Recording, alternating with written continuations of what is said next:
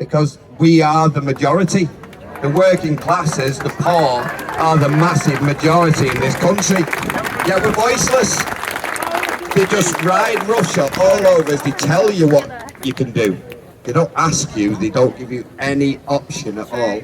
The laws are made, you're told what to do, shut up, get back in your box. But we've got to say enough is enough. It's not just immigrants, it's not just farmers, it's everybody, it's the whole country.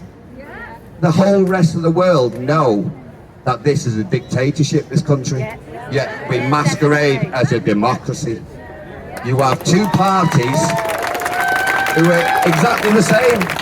You've got Labour and you've got Conservative, but they're the same people in different clothing, different labels.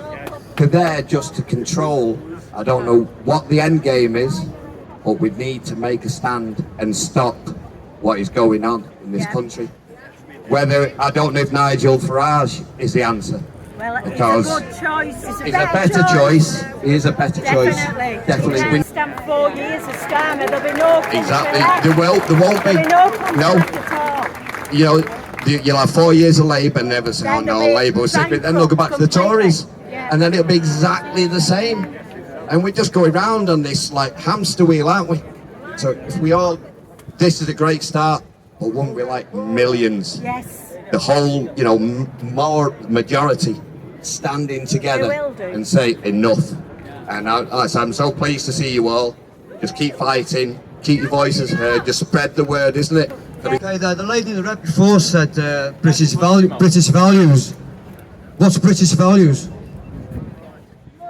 What's British values? Where do we get British values from? Where do we get British values from? Not many people know where you can get British values from. From within. From within. So how many English here? How many Welsh here? How many Scots here? How many Northern Islander here? They make up the British. Yes, they do. Each one has their own culture, their own traditions. All makes up Britishness together. But under that flag at the moment, that is the foreigner's flag. Everybody comes under that flag to this country, legal or illegal. In Parliament, it's a multicultural. They've got all different types of ethnicities kicking off, pushing their own ideology. Obviously, the main one is Islam. They're pushing it. MPs everywhere. Ofsted, now they've got an cleric. So God knows what's going to happen to your schools, Catholic, Protestant. What are they going to do? So if you're a Christian, don't go to church or whatever. You really need to go home and have a quick think. The other thing is, again, under that flag, we've got Irish MPs in Westminster. We've got Scottish MPs in Westminster. We've got Welsh MPs in Westminster. All have their own parliaments. What has England got? Nothing. What's England got? Nothing. No devolved parliament. We haven't even got an English MP in Parliament. So when the Scots say to me, you've got hundreds of English MPs, they might be English by birth, but they all identify as British. They all want to push the British. Well, the British are the problem. Not your English, your Welsh, your Scots. Some people want the Union, some people don't want the Union. I was for the Union 5 years ago. Stronger together. Not the case. Not the case, because everybody's coming in. And we are getting ripped. England is getting ripped apart from the south, where the boats are coming in. But the main problem, your main enemy, is that flag and the people in Parliament. That's my piece. I'm an Englishman, not a Britishman. Just a quick one, because I'm losing my voice. But I believe that evil only flourishes when good people do nothing.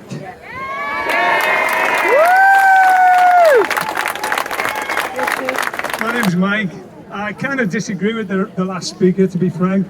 I represent two organisations. One of them is the British Voice. The other one is the Association of Sovereign Indigenous Britons. Now, the reason for the latter is that we are the indigenous, the innate Britons. Our heritage dates back at least 12,000 years. We've only been called English, Scottish, Welsh and Irish for around 2,000 years, slightly less. So regardless of what we call ourselves, we are the innate Britons, and we've got to stand up for our kids. Our heritage goes back a long way. We must think about why our parents fought in 2 world wars.